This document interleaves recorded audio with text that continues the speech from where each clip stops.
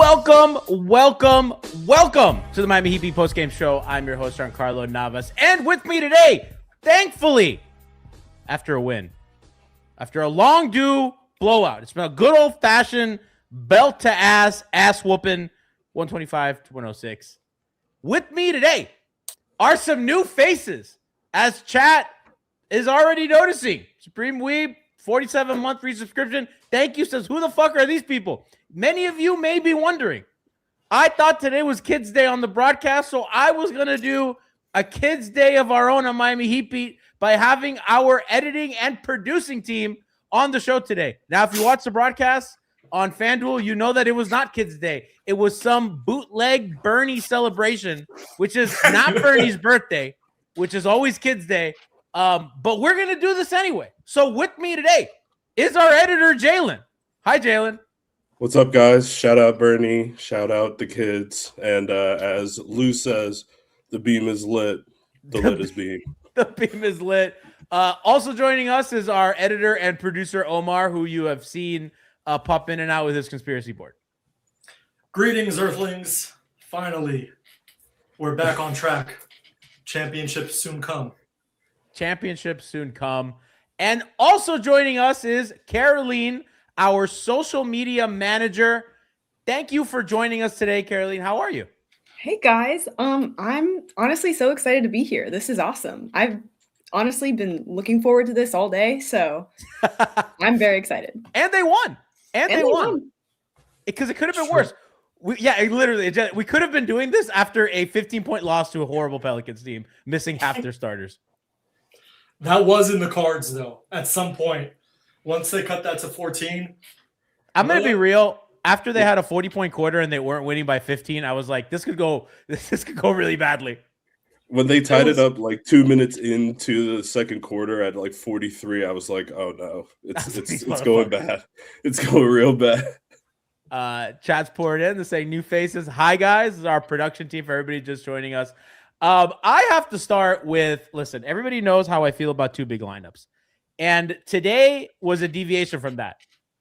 We're moving away from that after what has been really a very mixed start for them. And I'm going to read some statistics in a second, but the two big lineups have not been very good this season. They were last season. They're really whatever this season.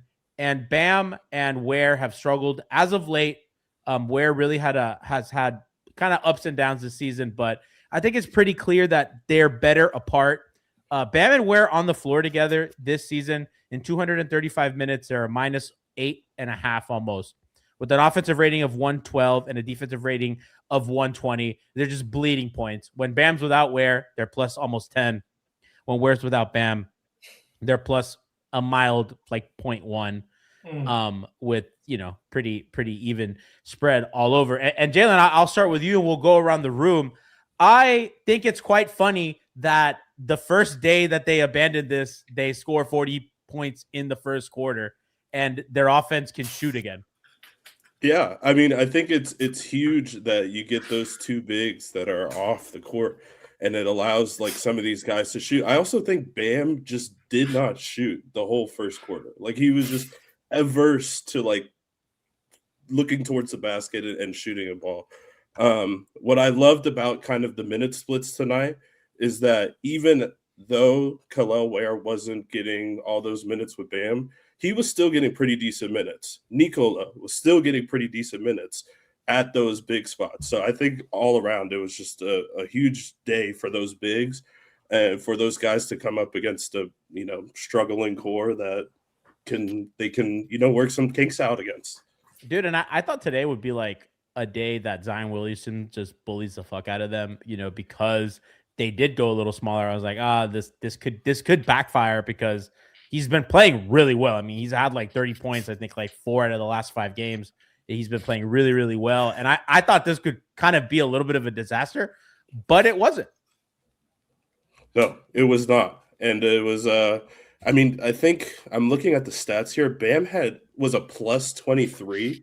Like, how often does Bam get a plus 23 when Kel'el Ware is on the court at the same time? Also a plus Even- 23 when he was 5 for 14 from the field.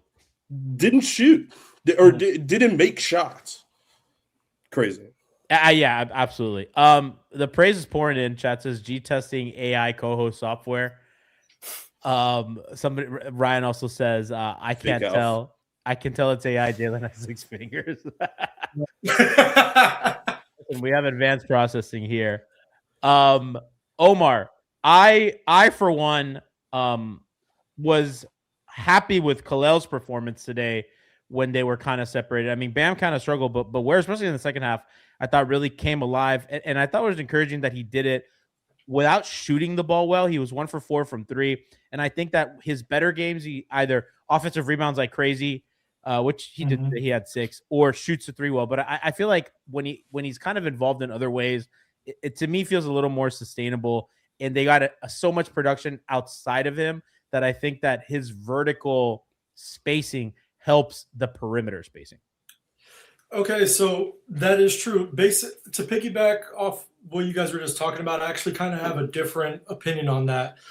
The Kalel Bam Frontcourt to me is kind of like the basketball version of "It's not you, it's me." Like they had if you go back to the San Antonio game last year, or that little 3 to 4 game run where it was tall time, and then we were like, "Oh my God, this is the future, Kalel and Bam."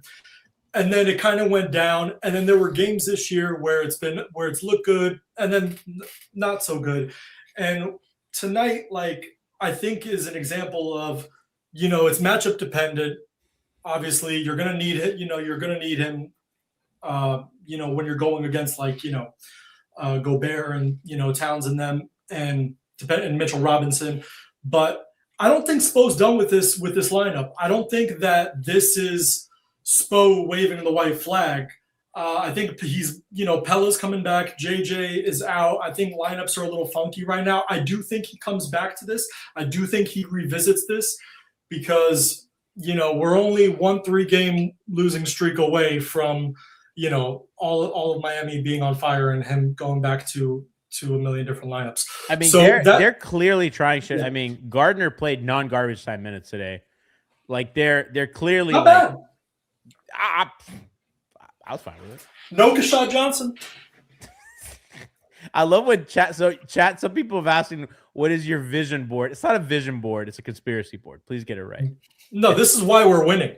Ever since I figured it out, they're on to me. We'll go through it later in the show, and Omar we'll run it back. Caroleen, I think it's kind of good. I agree with what Omar said, that they are going to go back to it. And I think that they have to, because those are 2 of your cornerstone guys. I mean, they drafted Ware really high. He's had really incredible stretches. And obviously, Bam is your captain, your lifer, all that stuff. So I do think that they're going to have to kick the tires on that again, for better or for worse. I think they got to see that through a little bit more as the season goes on.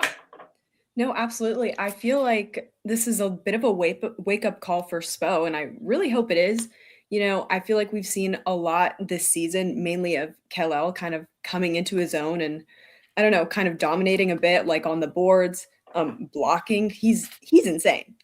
This guy's really, really, really good. And given the tools, I think he can be a really good player. And we know what Bam can do. And I know he's had his, tough stretches this year, but I think given the time and just given the right rotations, he can really just kind of give all that he has and really improve as a player.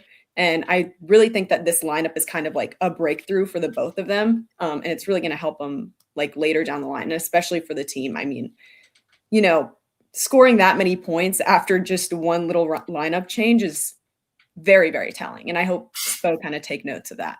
What's your vibe check on them as a pairing in the future? Do you think that they have to keep both, or do you think that maybe they can look at shedding one of them and getting a little younger? I know that you spoke highly of Ware, but I think Zach Lowe asked those things, right? It's what's the long-term outlook on that?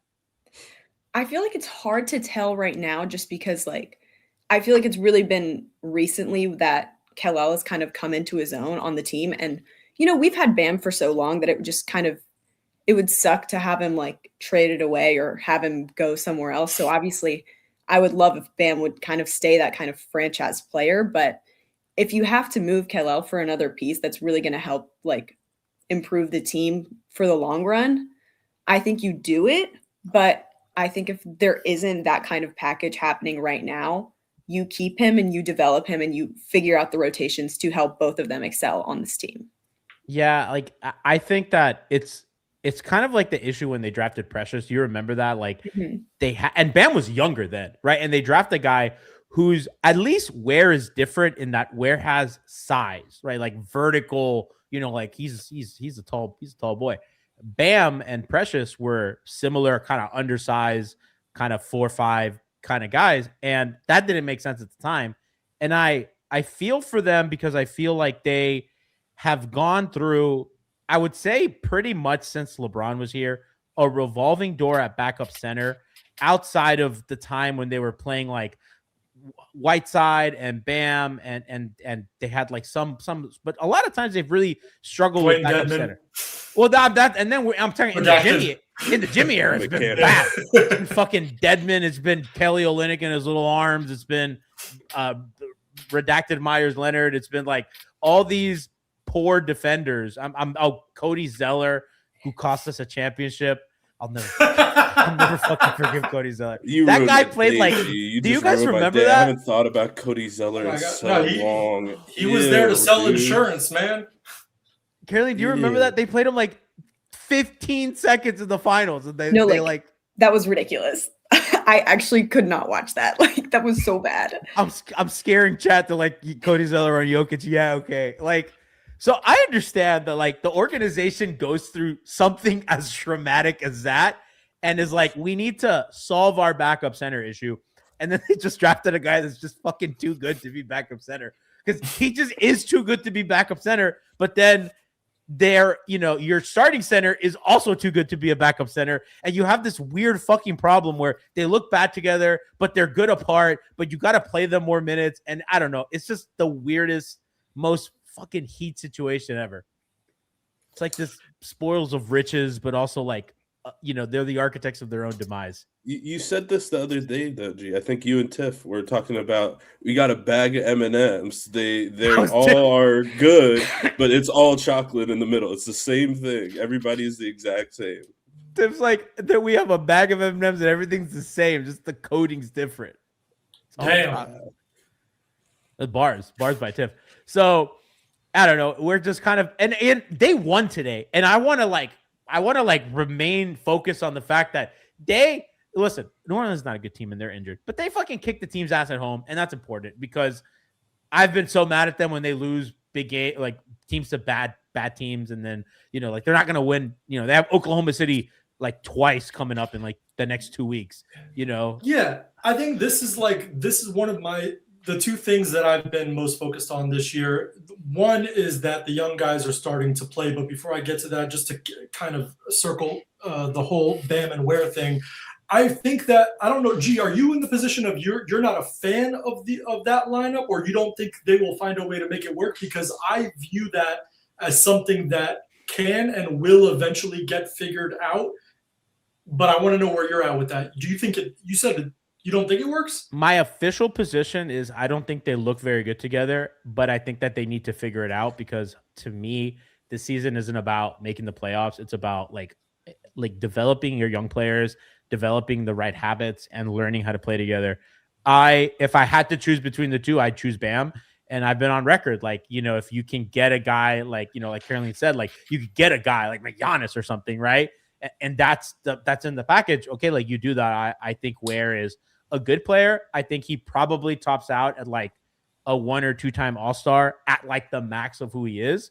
I think he's a good player. I think I have some questions about him creating his own offense, which kind of put a ceiling on my value on him as a player. I think defensively, we've talked a lot about, I think he's a solid guy in drop. I think he's a little jumpy. I think he's a little eager sometimes in a way that I think is teachable, but I don't view him as a guy like that's going to be mobile enough on the perimeter to be like a really, really elite guy. So I want them to play together. I don't really think it works right now. I do want them to play together, and I think they need to, because Ware can shoot. Like, and you just move Bam to the 4. Like, I don't think you have to pick one or the other. Like, I think that's the problem. I think Bam's playing the 4, and that's the problem. Because, but I don't think that's an insurmountable, because like you think it's about the youth. You said that you mentioned, you want to go with the youth movement and you can move Bam, but the easier and probably the faster solution to having both where accelerate his growth is starting him. And then Bam, look, whether Bam has been starting this season or whether he's at center or at power forward, this season has left much to be desired from Bam in comparison to what we are used to. And yes, I understand as a fan base, we take him for granted, but this is, it's becoming a problem because this happened for a large stretch last season. He came back in the second half of the season. But now I think, yes, you can prioritize the future. And if Bam is the player we are paying him to be, he should be able to make that adjustment in this system with the way they're running their offense. Because Ware is not only a force down low, but he's stretching, he can that's stretch where I the floor. disagree. So either Bam, figure it out. That's where I Which disagree one do with you you. want? That's kind of where, and some people, by the way, shout out to what Fig said in chat for the 36 months that just renewed. Don't shame me publicly. You're good. You pass. Oh, yeah. Cardelian on the other hand, I see you're not subbed, so eyes on you on Twitch. But and some people, what Fig said also was like, Bam doesn't have the skill set to play at the 4, and the real important thing is not in this system. And I want to get Jaaylan and Caroleen's thoughts on this too, where I think because they don't run on ball screens, it kind of makes it awkward for Bam's, I won't call him a non-shooter, but he's really a non-factor in terms of spacing. And when he's not involved in the action, it's tough because he's not kind of the vertical force that Ware is. And because Ware fits better around guys on offense because he can shoot, he can stand in a corner, he can be in the dunker spot and is just more lethal. Bam needs to be a little more on ball, and that just kind of is not. We're not running our offense through Bam. Well, that's the problem. It's like he's best when he's on the elbow, creating, doing his little jab steps, passing. That's when he's at his best. And I think that in the short roll, getting him in pick and roll, getting him in the short roll, drawing help, passing, all that stuff. And he doesn't have a handle to be an ISO player, as Zach Martin's drum and chat says. He doesn't have the on ball juice to be I can be the 4, I'm going to get buckets. So it's it's funny that he's more of the problem in the fit. But if you look at the thing that I think is interesting is if you look at the numbers, the Heat are really good when Bam's on and Ware's off, particularly defensively, right? Because the two big lineups has just been bad on defense. So Bam is the better player, but Bam is also the reason why I think personally, they don't fit well on offense. On defense, it's Ware's thing. And that's kind of where I'm at. They gotta, Caroleen, I think they gotta hammer it and figure it out. And if not, then you have to make a decision on one of the guys. Right. I agree. I feel like his game really was at its peak whenever it was that kind of that Duncan lineup with him back when Duncan was on the team and they had their kind of 2-man game. And I feel like him and Duncan were so good just in that pick and roll, but also the dribble handoffs, obviously, that they spammed were amazing, but that wasn't necessarily for Bam's offensive game. But it was a great, kind of 2-man reciprocation that they could do. And I think he was really good with that. I think he just needs to get more confident in his isolation plays, just because that's where most of his offense, at least on this team, is really being generated. I feel like we just don't have the team right now that's going to, cohesively get him the shots that he needs to get. And it's tough because he is such a plus on defense that you can't sacrifice his minutes, because then your defensive game is down the drain, low key. High key. But I don't know. I think Bam just kind of needs to get it together.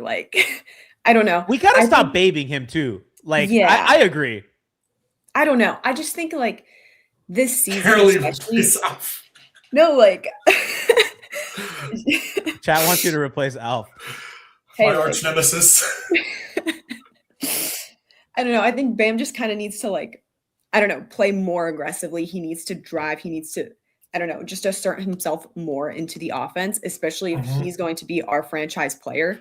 he needs to play like it. But like, how many years can we say that? We've been saying that like his whole career. Chat goes, can Caroleen replace G? I agree with you. I just don't know how many, like, and I'm a Bam defender and I agree with everything you said, but also it's like, I think we baby him sometimes too. Like, I feel like I love him and he's my son and I want him to succeed. I think Steve Harvey said, the only man in your life who will ever want you to be better than you is your father. But that's not true because I'm like that with Bam. I want Bam to be better than me. And I also feel like we as a fan base, like, we handhold too much and like we make excuses and be like, oh, the other end of the ball. No, like I totally feel you because like I live in Dallas and I go to school in Austin. So like everyone around me is like, oh, AD, oh, Wemby, whatever, like defensive player of the year. And I'm like, guys, like hold my hand when I tell you this. Like Bam is defensive player of the year. And like they might have a point on Wemby, so though. much Bam defending, and it's actually like insane. They might have a point on Wemby, though. They might, but like, guys, Wemby just got here. Like, we gotta hold the rope.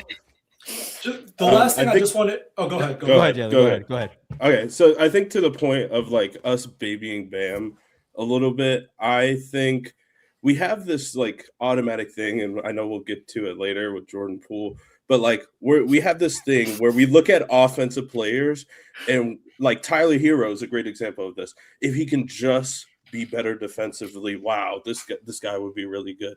But when it's a defensive player, us as Heat fans are always quick to be like, oh no, but he's such a good defender, he could do so much on the defensive end. But if he's like not producing or not fitting into our offensive schemes as well, I think that poses just as big as a problem to our team as a whole as maybe Tyler being really bad at defense.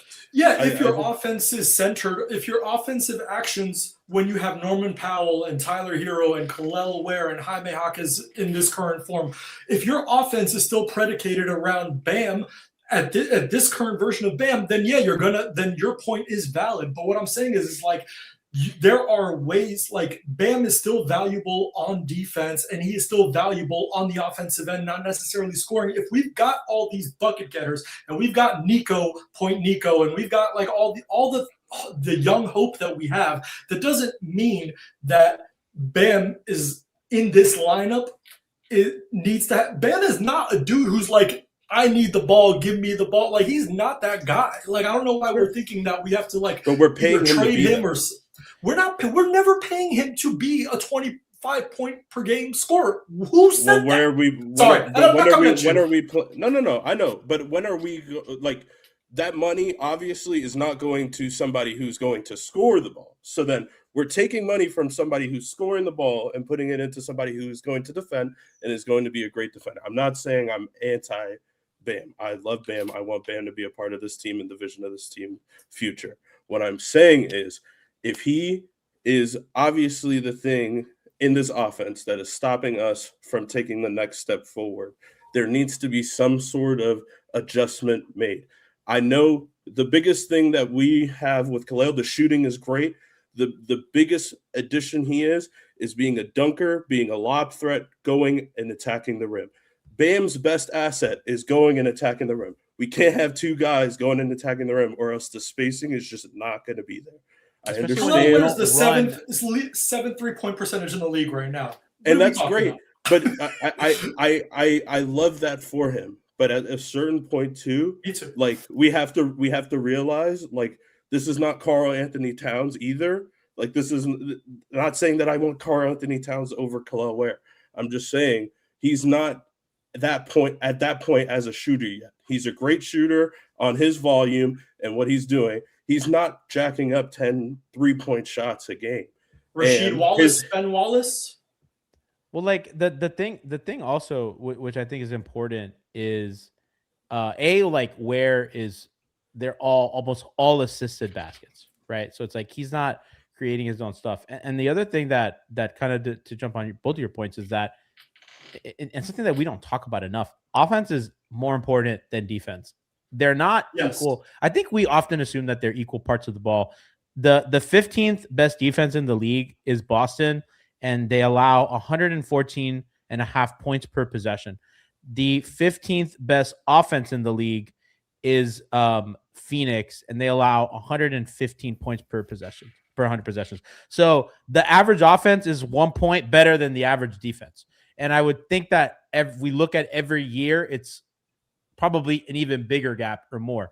And the fact that you're scoring at 100 possessions, you're getting 115 points on average, like a night from every team. Whereas you can get as high as Denver, where for every 100 possessions, you're scoring 123 points, right? And then on the low end, it's 108 points. So you are going to score more times. If you have a possession, you are going to get a point more often than you're not.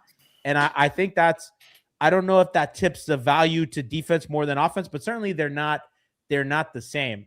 Quick shout out to Ryan Spervero for the gifted love and appreciate you. We're having the best offense we've had in 7 years, and y'all are acting like Bam is Wang Zhizhi and Vladimir Stepania. Well, Miami's 14th in offense, and so it's like relative to us. Yeah, it's like I guess this was more of a conversation about, like, obviously they need to make a decision about the two guys that they have that are positionally redundant, right? It's not about, well, Bam this, or it's more about the redundancy of the position, the youth, and the direction that they're going in. And again, really funny to do this after win, but I just thought it was germane because they scored so well today. And I don't think the fact that they shot so great today is totally divorced from the fact that they are playing more flexible lineups, because they don't have that glove in hand fit for the two front court guys. And then the third front court guy is too small, Ernie. It's Andrew Wiggins, who really should not, he doesn't guard up, doesn't do this and that. So I just thought that was kind of like a really, I thought that was important today to talk about. And we don't gotta beat the dead horse, because we do talk about that a lot. I just thought it was illustrated pretty clearly today. Kind of other things of note that we'll get into is Norman Powell, 34 points, 3 rebounds, 3 assists, 2 steals, 11 for 15 from the field, which is really just the big highlight there. Caroleen, 9 of 12 from 3. He, after a slump for him, is shooting 38%. Absolute freaking flamethrower today. I want to ask you all this question. Norman Powell, and we'll start with Caroleen, and we'll go Omar, Jaaylan. Norman Powell is the blank most important player on this team. Ooh, okay. I think I'm going to go Norman Powell is I'm going to go low-key first most important player on this team. And now me hear me out. I think this guy, and not even just in terms of gameplay, he's made such an impact on this team, like culture-wise. I feel like since kind of he's been brought into this team, everyone has been on like a high. And sure, you can say that it's attributed to the team being way younger now, or I don't know, just it being a completely different team than we had last year and the year before. But I don't know. I think Norman Powell, just as a person and as a player, just brings such positive energy, and that energy is translating into team chemistry. And I just think he's been awesome. And, the 9 3-pointers today, for a second, I thought he was going to break the record. I was like, okay, Norman Powell, he's going to be the one. Go, what is it? It's 14 3-pointers. That's the record for the Heat. Is it Mario? Is it Chalmers? I think it is Mario Chalmers. It was like 9. Oh. Well, no, I think. Don't quote me on that. I'm not sure. It might be. I think maybe 14 is the league. It's in the league. Yeah, like Clay or something. Yeah, I thought he was going to go off. He's great. I love him. That's my goat. I love Norman Powell. And yeah, I don't know if you guys saw on the Heat's like media posts, they did like a cake of where you could stick in like things that you were most proud of this past year. And Norman Powell's was like becoming a Heat lifer. And I was like, oh, Norman Powell. Like that's my goat. That's so cute. So I love to laugh at AI. And I did a quick Google search of who has the most 3-pointers in a single Miami Heat game, and it told me Duncan Robinson with Tyler.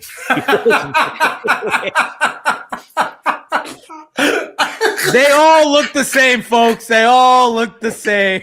Exciting whites. Exciting whites.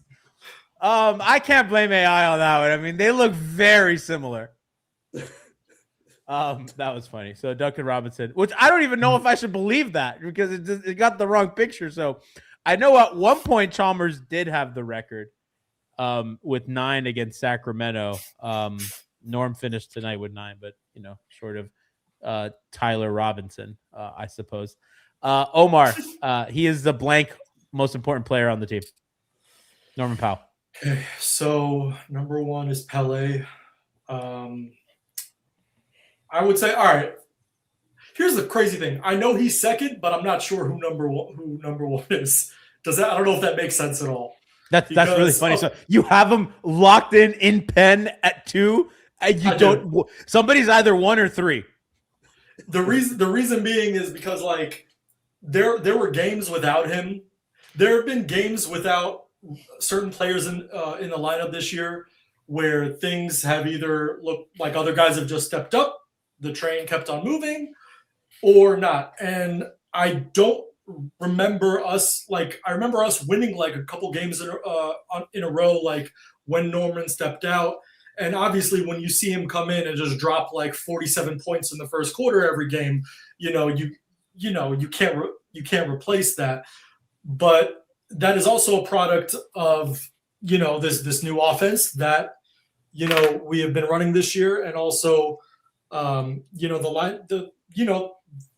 the position that other players around him are putting him in on the court. I know you could break it down in a more hornsy, nailsy kind of a way than I can, but like I would say he's second, and I know Bam is still first for me. He's the most important player because we do not win a playoff series or have a chance in a playoff series without Bam. And I feel like kind if of everyone funny else, because it sounds like there's 2 lists. It's like for the playoffs or for the regular season.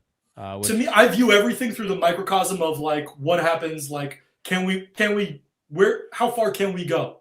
So like in the how far can we go Osphere, Norman Powell is our second most important player, which is wild because Tyler Hero is lost somewhere. That's really funny that you say that because in that, like through those lenses, I probably say Powell's the most important because he's the biggest ceiling raiser on offense. And I mean, he could play. He has given us stretches of a number 1 option on offense, like level production. So, which is what the thing that they're missing, right? Like getting through him. So that's interesting. Jaaylan, Norman Powell is the blank most important player on this team. I approached this a little bit differently than Omar's vision, I guess. I'm viewing this as the best thing for the Heat franchise as a whole. And I think in both senses, I agree that Norman Powell is probably number 2. And I would put Tyler Hero as the 1. And the reason being is because I think they need to be good so that eventually we can move them and set up our future as a team. That's the best way possible. I think the better that they do, the more they contribute to the Heat winning games, the better it is for the Heat. Not because it will help us out this year in this draft, even though the things behind you do make a lot of sense. I'm picking up what you're putting down there, Omar. But I think overall, they need to be off this team at some point. Not because I want them to be gone, but because I think the Heat just need to set themselves up for the future at this point. I'm going to go that Norman Powell's the second most important player on this team, with Bam being the most. And I think it's kind of the opposite reason for Omar, where I just think that Bam is so steady for them. And I think defensively, he's so important when he's on the floor. They have a 112 defensive rating. That's really good. That would be, Miami is 3rd in the league. That would be 3rd in the league. And he's a really big part. He's the reason why they're the 3rd best defense in the league. And he plays a lot of minutes. He does not miss a lot of games. And I think that's really important. And I think his consistency on defense is, it's kind of like the NFL cliche where defense travels, blah, blah, blah. And that's true in the NBA too, where, he's so consistent where teams also like, they don't put him in actions, right? Like they'll, and that happens a lot when Ware's on the floor too, where like Bam will not be guarding the center, which I disagree with. And then the wing will like just stand in a corner and then Bam is like out of the play, which is like, he's so valuable that they just like really teams change their on-court geometry to account for him. And I just think that consistency is like, but Powell, offensively is just their best offensive player. It's like no question. He's like his production as a shooter, the way that he can shoot off the dribble, the way that he can shoot off handoffs. He can play in pick and roll. He can, I really like when they bring him off pin downs. He does like a lot of things really well on offense. I wish he got to the line a little bit more. He's kind of been up and down in that sense, but his shooting is so good that it almost kind of like offsets everything. Kenshi in chat says, "Gee, I'm so confused how Bam is the most." Didn't G said offense is more important than defense? Yeah, but I just don't think this team is like great at offense. So it's like if I had to pick between a guy like Bam and Steph Curry, I probably even still would say Steph Curry, right? Even last year. Norman will win you a playoff game, but Bam will win you a playoff series because he can guard everybody. And I wouldn't even say that, but I just think like given their team, I think that he's the most, he's like so valuable. Somebody in chat goes Bam, Powell, Hero, Hawkes, which is funny because we did this with Hawkes yesterday. And I think we all agreed he was like third, probably Ware fourth. Pell Larson's really good too. So I just thought that was, I wanted to give Terry Norm his flat. What happened? Terry at 1A. What Fig said. Terry at 1A. I'm changing mine. The FBI, Cash Patel at 1 4. I'm kidding. Under no circumstances do you have to give Cash Patel any credit. Not on my watch. I wanna close out with kind of I wanna close out with Nico because we've given him a lot of shit, and I think he's been up and down. I think that's to put it nicely. Today had a productive, tangible game. It was this tangibility to his production today. He played 25 minutes. He had 19 points, 6 rebounds, 3 assists, 3 steals, 2 blocks, was 7 for 16 from the field, was 2 for 8 from 3. Happy you got him up, young fella. And 0 fouls, plus 17. Caroleen, I'm very happy for that young man. We have been really hard on him on this show a lot. We have said we're babying him, but credit where credit's due. The fact that he got to the basket a lot, was finishing, was scoring, played, and like chat saying, I thought Nico played good defense today. He did. Like, I really was encouraged today, and he contributed to what was a very big win. No, I think he had honestly an awesome game. He came in the first 2 minutes, he scored 11 points. Like, that is insane. I think it was just hard for Nico because he was kind of in and out of the lineup, and for a while Spo wasn't playing him, and it was this whole thing. And like, I don't know, I just think he needed the time to get the minutes to develop and everything. And he's been in the league for 3 years now. It's good that he's kind of coming into his own game now, and you can kind of see the production that he can give you. And it's great because while yes, this team is really young and we have a lot of like hope for the future if they decide to stick with this young core, but it's also, he's a great asset if we want to trade later. I think all of the teams are kind of seeing him highly because, the games he has played where he's been productive, it's been a loud, productive game. It hasn't been a super quiet, like under the radar, that kind of vibe. And I don't think that teams kind of like, I don't know. I think when he has bad games, it's not like terribly awful to where like other teams are taking notice of it. It's more of just like when he has good games, they're very, I don't know, they stick out to you a lot. So he's a very good asset to have on this team, and I'm very happy for him. I kind of think what you're saying probably also contributes to the fact that he's never like a mess on defense. So it doesn't feel like that kind of catastrophe. It's just like, bro, can you make a couple shots? You know? Can you dunk? Can you dunk, as Omar has so said? Did you see the video? I don't know if you watch any of like the NBA TV streams, but they did like a content piece, and it was with Sesame Street and Oscar the Grouch, and they labeled Nico the grouchiest guy on the team. Like a bunch of the players were like, no he's way, the grouchiest really? guy on the team. I was like, that is not like the public like personification of this guy. It's weird. That's so funny, really? I think I know why it was he's odd. Grouch. Why? Drew Smith in front of him. Well, I mean, listen, I love Drew. I've got notes about him if I ever get 30 seconds about Drew Smith. But the reason is this. Do you guys know what this is? Colors? These are the number of roles that Spoelstra has had for Nico Jovic over the last week. What to the 2 fuck years. is that? This is the number of roles that Spo has had for Nico Jovic. Now, if you notice, what the pinker they get, the better looking they get, right? Or maybe not. Yeah. Who knows? But what I do know is that he's been on this stretch this year where he's there was one period last year where he was starting. He had that game winner in Minnesota. He strung like 4, 5, 6 good games together. He was moving the ball. He was getting people into their spots, and he was really kind of taking that step. And then he got injured, right? And the previous 2 years before that, 30 million different roles and injuries. And this is the first time this year that he's had a run of good games.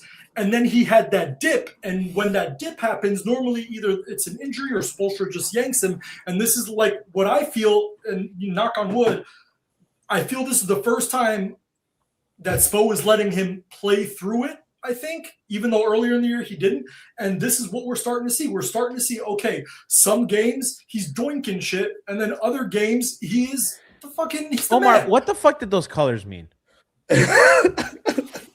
It looked like a Drake album cover. Bro? Rookie year, because there's not as many squares. Rookie year, right? Not as many squares. What do the squares mean? What is that? Everything. Like 10 per 10 What do games? they mean? What do the fucking Don't- squares mean? Look at me. Listen. What don't they mean? What do these squares mean? Are there numbers? What is that? These are the number. I keep telling you guys, my answer's not going to change. The It's like number what one- It just says number one. It's like an and then eye there's- chart. Yeah, dude, what is that? Is this an eye exam?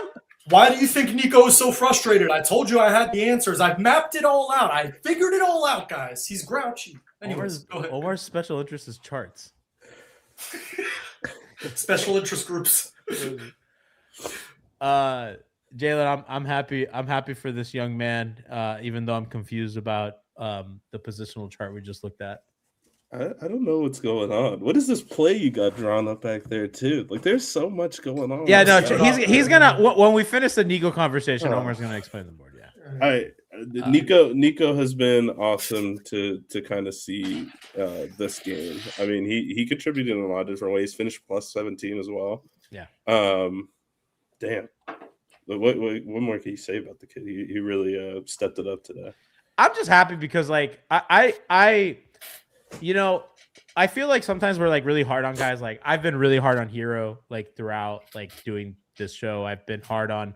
Listen, there's been a litany of players throughout the years that I've been hard on, but I also feel like when they play well, like it's I think it's fair to be like, okay, well, like you did what we asked, right? So I want to come with like the same fervor in which we were upset at him for not scoring. And I even tweeted out in the beginning of the game because he had missed like a couple layups and I was like, this reminds me of Winslow. Oh my God. Ow. Everybody got mad at me about that. But like I felt like he does everything so well. Caroleen, remember Justice Winslow? Where like he would do so many things right, but he couldn't put the ball in the basket.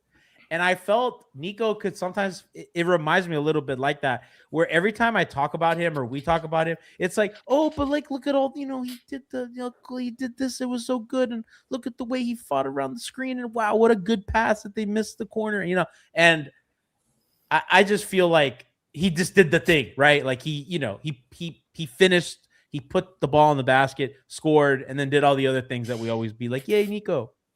Yeah, I feel like with Justice, it's like a teeny bit different, but like it's in the same kind of like wheelhouse and that you're talking about. I feel like with Justice and his development, like he had way more playing time, I feel, and a lot more time to like get into his like rhythm, I guess. But like he still had his like off days and everything. But like, hey, Justice better. Like that's all I have to say. That's how you know she's an OG listener. That's how you know. Hey, like I've been here for a while. She's a bigger but I love Nico, and I think he's done so well. And I think that given the playing time, he's going to be such a great like asset to the team, and he's doing so well right now. And I'm very happy for the dude. And I hope he doesn't fall off like Justice did. But hey, Nico better. Nico better than Justice, maybe. Anthony in chat says, off topic, why does he dress like an undercover cop? I get that a lot whenever I wear a black shirt and hat. I actually was gonna wear a big face hat, but I just felt today was a nice occasion, so I just wore a black aloe hat. How do you do, fellow kids? It's not much better. It's not. It's well, I mean, I guess in Miami, if you do wear a big face hat, you are kind of a cop. Justice was the chosen one, by the way. He was supposed to be the chosen one. He really was. He was Anakin. Beasley was supposed to be the chosen one. We've had a lot of chosen ones. I don't think Beasley, like, I don't know. Justice was kind of an internet chosen one. It was Anakin to Luke. There was Hassan. Hassan was the chosen one. I think Hassan was actually the chosen one. Dude, we were tweaking for Hassan, bro. Security. Hassan made us act, bro. Hassan made us all act. We've all been there, bro. We've all liked someone a little too much, and we act like, you know, whether it's a guy or a girl or whoever, we act a little bit out of our character when we're simping a little too hard. Hassan was like, LeBron had left us the prettiest girl at the party, and we gave him a max contract, and he would run around the locker room. Over Dwayne Wade. That was Tyler Johnson too. I'll never forgive Pat Riley for that. I still haven't forgiven Pat Riley for that. Chet says G with Lowry. I miss my caked up king. Come home, man. It breaks my heart. He's in Philly. Absolutely breaks my heart. He's in Philly. So we're gonna go into I wanted to before we get into clips. Ethan of 5 Reasons reported a kind of a fun tidbit from Post that Spoelstra wasn't going to play Powell today because he was banged up, but Norm looked at him and said, "You can trust me," which is so fucking. That's so fucking culture. That's not even how Norm sounds. Lifer. Do you guys know what Norman Powell's voice sounds like? Like, if I were to play a Norman Powell voice clip, would you be able to identify it? Not a chance. Not a chance. Caroleen? Like, I don't think I could identify him in a crowd. Like, Omar? I can identify his face for sure. His voice. His voice, no. Like if you heard his voice behind you at a Starbucks, you wouldn't know it's him. Omar? I wouldn't turn around at first. I have an idea of it being just kind of like a kind of a voice. But... We did this with Kawhi a long time ago with Alf, where like this is like San Antonio Kawhi. No, it was before Toronto. So before we heard him speak, I was like, I remember I heard Kawhi speak and I was like, I just didn't know he sounded like that. And Brian and I had like 3 white guys and Kawhi, and Alf had to guess. It was like TJ McConnell, and it was just like deep, and then a bunch of other dudes, and Alf genuinely could not identify which was Kawhi.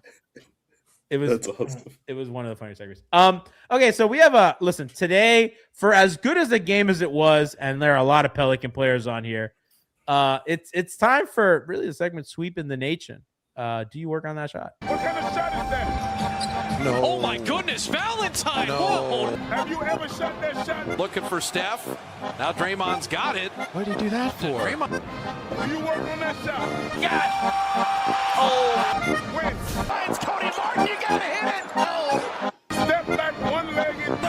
Jabariani, what is he doing? What kind of shot is that?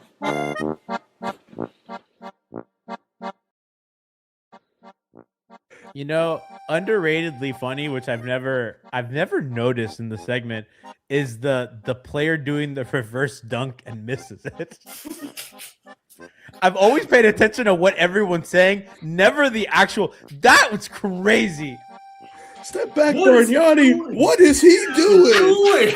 What is he doing? Oh, hold on. You can't miss a wide open. You have a wide open dunk and you do the reverse. You can't miss that. That was a 2-for-1. It was a 2-for-1. Dude, you just can't miss that. Oh my god. Okay, so we have a fucking lot of them today, because New Orleans was just on one today. So we have Grand Theft Alvarado here, coming up, kick out, little fake, step back, one-legged. That air ball is crazy. Mission accomplished. Look how much space is between that and the rim. Dude.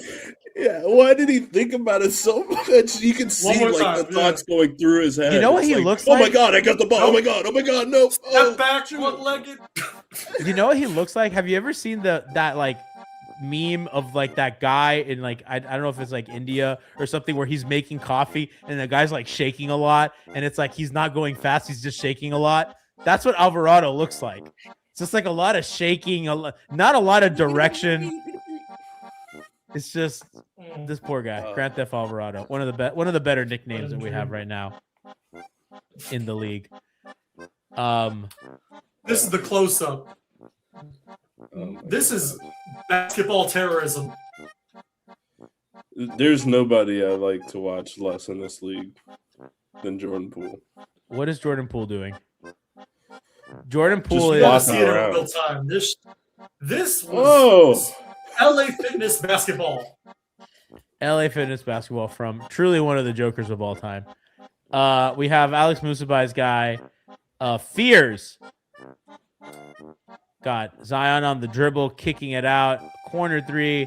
That's just a missed shot, Omar. Why are you doing? You do that Can I shit. explain some of them? Some of these guys are just. Caroleen, you're laughing, dude. We'll be doing the segment, and Omar just puts like a poor guy missing an open three.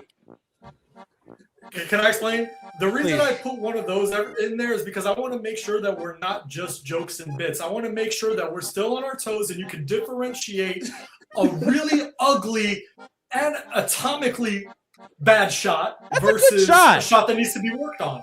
That's a good It's shot. not- That's look. So like But it's do you- late clock. Uh-huh. Like the double comes. It's 7 on the shot clock. He's open. It's the angle for me. It's the angle for That's me. a But good also, shot. It's best for you. It's best for you. I like where Omar is coming from. Do you work on this shot? Because the form, I mean, the way this shot clanks off the rim, it does not show. Thank you. It's the angle. It's the wing. I think I'm picking up what you're putting. You guys are like it's the spirit of it. It's Yeah, like just- sometimes it's the way the ball hits the rim and goes 50 feet, even if like it's a good shot and you'll make it. It's I like, think for it's late an clock ugly- we got to give. Okay, anything under 9 seconds, I think you got to give people a pass. G's trying to silence me, guys. Oh, yeah, we got another out. We have one of our own, Nico Jovic. This one was a step back, one-legged, One-legged. Ugh. and the quarter. Oh, All Nico. mayo. Listen, we love you, Nico, but that one was. He And was look, he's feeling putting the himself moves. here. Crossover. Yeah, he's like, my girl's He's watching. got it. Ah. Got to the spot, dude. You know what the funny part is? Nico's probably like, dude, this feels so good. He got to the spot, got him on wheels. Look at that. I don't care if they help off you, Drew Smith. This is what Yeah. happens when you call your parents over to be like, Mom, Dad, watch this. And then This shot's for you. they did visit him recently. We have Jordan Poole here. Oh my God. Jordan Poole has, goes for the so loose much was better. the one. This was the one. Oh, so this was Oh, the yeah. close-up. So we just put it in order. How did the ball yeah. do that? Yeah. And he's just under it. here. Every time I Yeah, watch they got Jordan that. Poole, I understand Draymond Green a little more. That's all I'll say. Oh. Is all I'll say. Like Like, I don't it's even. the audacity to do this shit and just not pass the ball or just what the fuck are you That was doing? impressive the way he got the ball out from under him. You got to hand it to him. Allegedly. He's just Gotta hand it to slimy. him. He's just slimy. It's just not. We'll show the close up now in the correct order. How did he get that ball like that? It bounced. Oh yeah, off he the got. dude's head. Oh, he didn't do that shit on purpose. No. That got like lodged in his elbow and it like Yeah. flew out. Gold. It was fool's gold. Oh my god. Okay. And we have Nico, another Nico. Oh, he made a shot. He made it. He has been working on that shot. He worked on it. He finished. Hey, look at that and one. Is he our secret admirer? That's Is not he really our it. secret admirer? Look at that finish. That's a strong one. Get Okay, off well, me, Queen. Omar, right? He will keep us on our toes there. Okay. People have been asking. All right, go explain your vision board, big guy. All right. There's a misconception that this is like a very moosey kind of a take where this is draft. Baby, this is not draft. This is how we get to the championship. Okay? It starts with Spain. Where is Lowry, by the way? I'll move you guys up here. Where is Lowry? We don't know, but it starts in Spain. We found Casper. Have you guys noticed he's playing now? We're winning. NATO accepted. There's a lot going on here. I know G doesn't want me to talk too much, but I know if you go over here, I want to show you the symmetry of everything, right? So here's our core. Our core is the Illuminati, Spolstra, a hammer, a nail, G's sage that he saged the arena with, and the most important piece, gout. Everything goes back to the gout. Jaime had the gout with the near career-ending battle against the Chile from a sophomore. We tried to supplement that with sleepy Simone Fettuccini.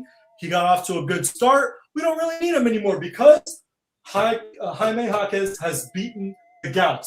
But how did he find the power to defeat the gout? Well, where's Kevin Love? Mormon endowment ceremony, apparently? This allegedly is Kevin Love. Chris Quinn, Joe Biden. What does it all mean? What does it all mean? Okay, we've got horns right here. A brass horn and a horn. And I feel like those are important. Possible connection? Maybe. But around the second horn, once I posted that, we started our 4-game win streak. NATO biceps officially joined Sweden. Where's the NATO. nail? Where's the nail? Oh, the nail's right here. It's right next to your sage, dude. Okay. I would never take the whale. I would never take the hammer nail screen. away. Okay, so we're clear. Hammer screens, horn sets, the nail. Spo's offense. Spain formula pick for and joy. roll.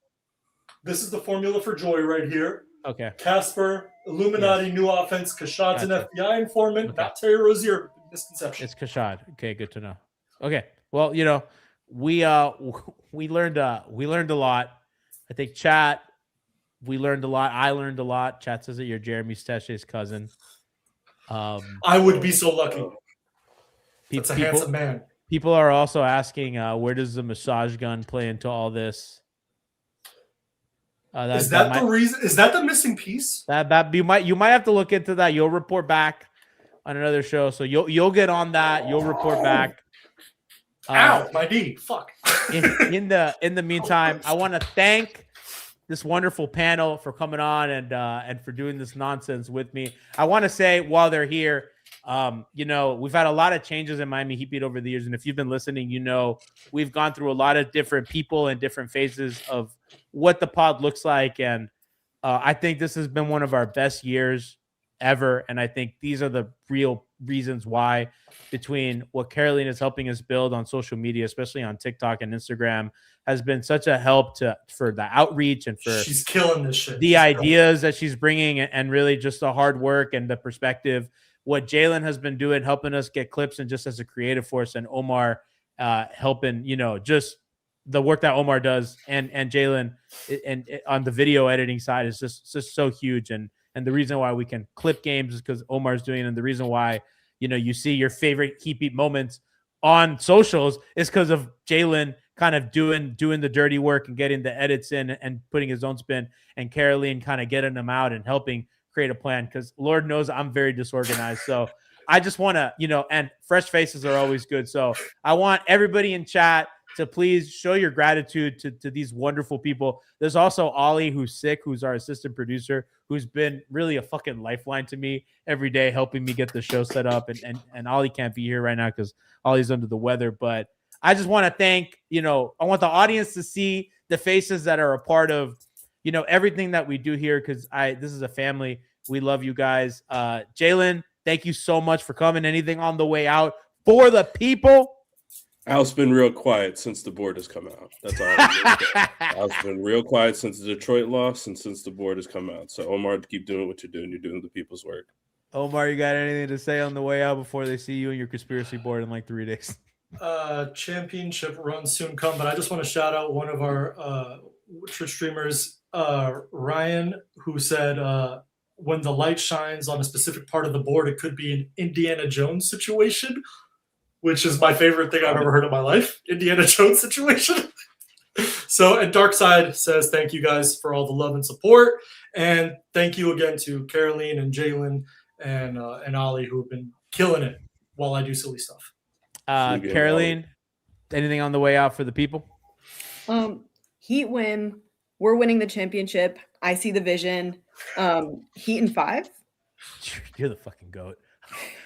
I love you guys. I love chat. We will be on real quick schedule note. So it's a busy game week. They play Tuesday.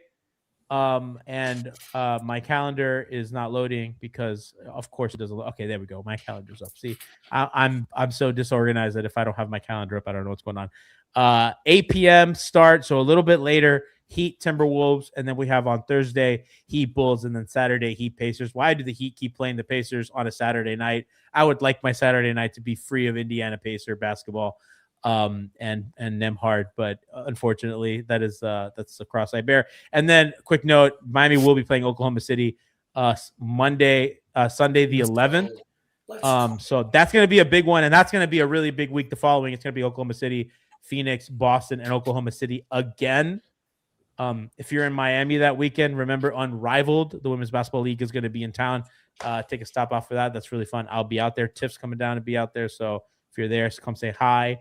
And exciting week. We're going to learn a lot about this team coming up. We got you covered. Appreciate my staff. Appreciate everybody who is in chat. And we will, and our donors. Thank you to Ryan Spravero, who gifted today. Thank you to What Fig Said. And thank you to Supreme Weeb.